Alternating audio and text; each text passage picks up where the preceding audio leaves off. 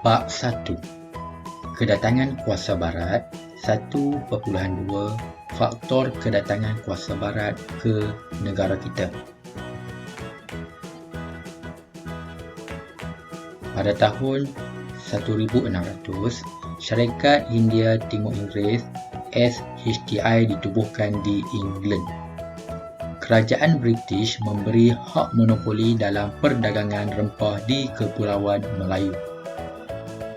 Pada tahun 1602, Syarikat Hindia Timur Belanda ditubuhkan, diberikan monopoli perdagangan di Timur. Kemudian pada tahun 1664, Syarikat Hindia Timur Perancis ditubuhkan oleh Perancis untuk berdagang di Asia.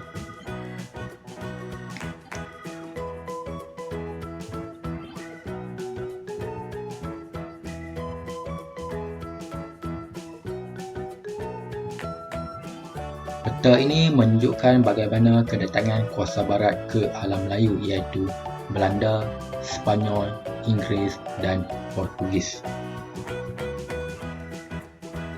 Faktor kedatangan kuasa barat pada abad ke-16. Barangan mewah. Pusat pengumpulan barang. Pelabuhan persinggahan. Agama Kristian. Kedatangan kuasa barat pada abad ke-16. Faktor kedatangan. Barangan mewah.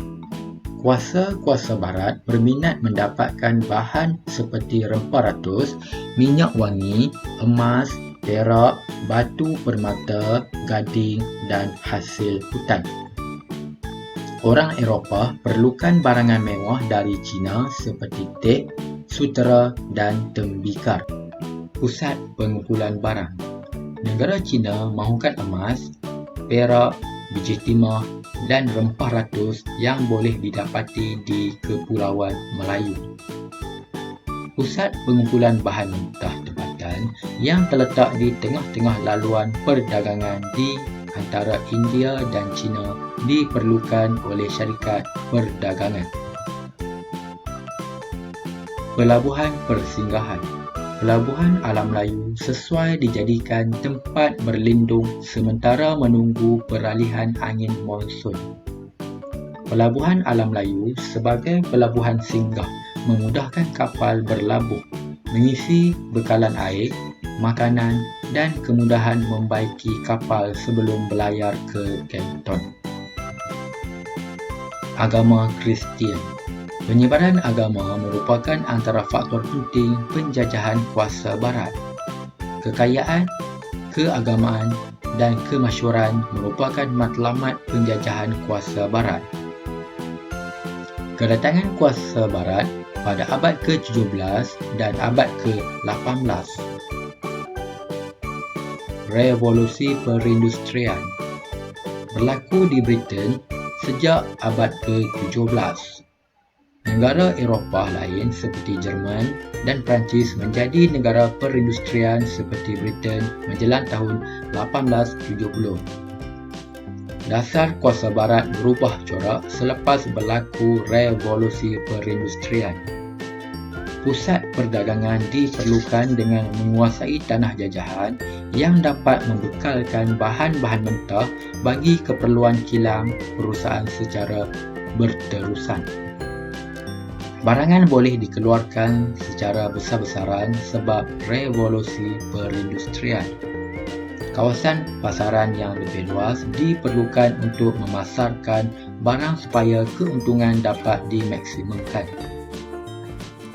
Faktor kedatangan barat pada abad ke-19 dan abad ke-20.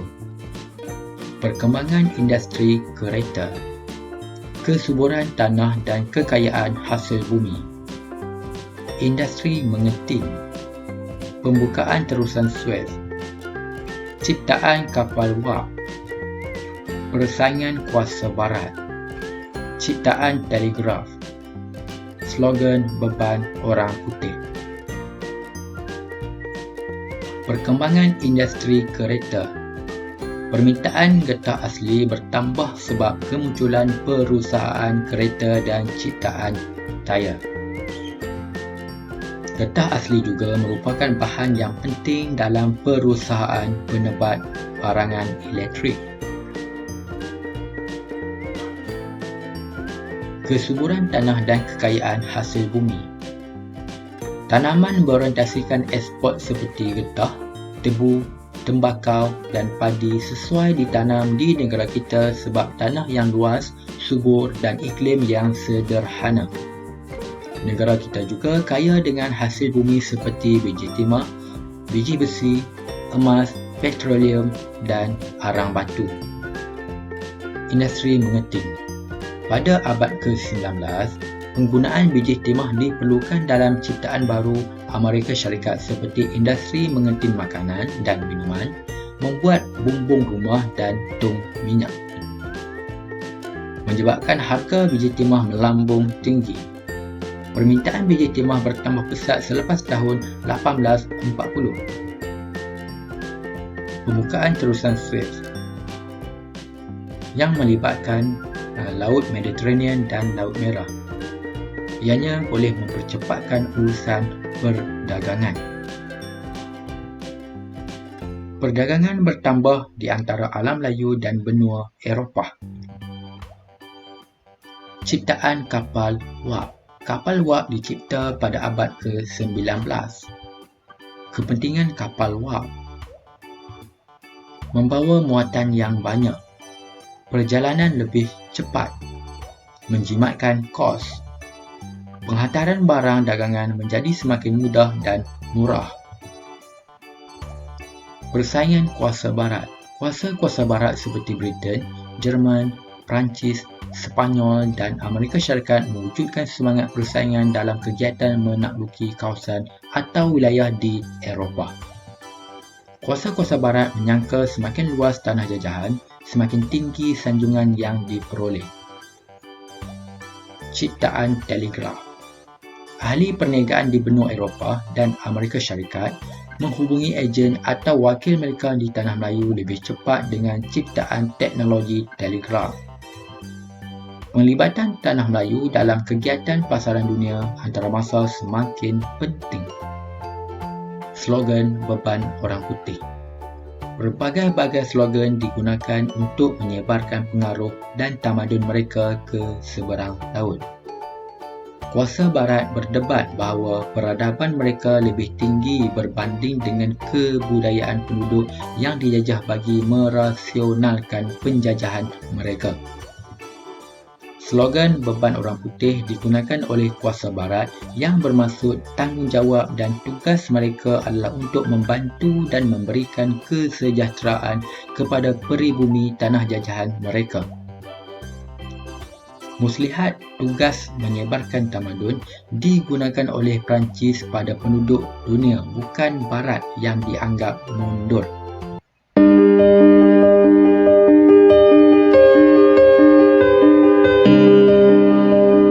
During the late 1700s to mid-1800s, England and America underwent a massive transformation from agricultural economies into industrial economies.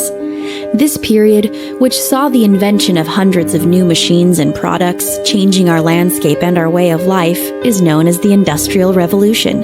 In 1793, Eli Whitney invented the cotton gin in the United States. The cotton gin was a machine that made harvesting cotton easier and faster, quickly separating the seeds from the cotton fiber. From there, the raw cotton was sent to a cotton mill. Cotton mills were large factories where cotton was spun into fabric that could be used for clothing. The machinery used in the cotton mills was developed from an early device called the spinning jenny. With the invention of the sewing machine in 1846, it was now possible to produce clothing quickly and efficiently in bulk. With this new streamlined process, products were now available more readily than ever before, but this convenience came at a price. The new machines required fuel to run, and that fuel put pollution in the air. The clear, clean skies of agricultural America were blackened with the new smokestacks of the big cities. To find the fuel and manufacture the machines, men worked long and hard in the coal mines and iron foundries. Smoke and dust got in their lungs, and many men got sick and died as a result of this labor. Young children were often employed to operate the machinery, spending long, grueling hours at work in terrible conditions at the factories, usually receiving very little pay. Many historians believe that the invention of the cotton gin also led to an increase in slavery in the United States. It was a time not only of great innovation, but also of exploitation. Eventually, slavery was abolished. Laws were made to prevent child labor and unsafe working conditions, and more inventions followed, such as Alexander Graham Bell's telephone in 1876, and the Model T Ford, first produced on an assembly line in 1913. The inventions of the Industrial Revolution launched us into a new age and have helped billions of people across the world. But the means by which they are made have also made life difficult and unhappy for many.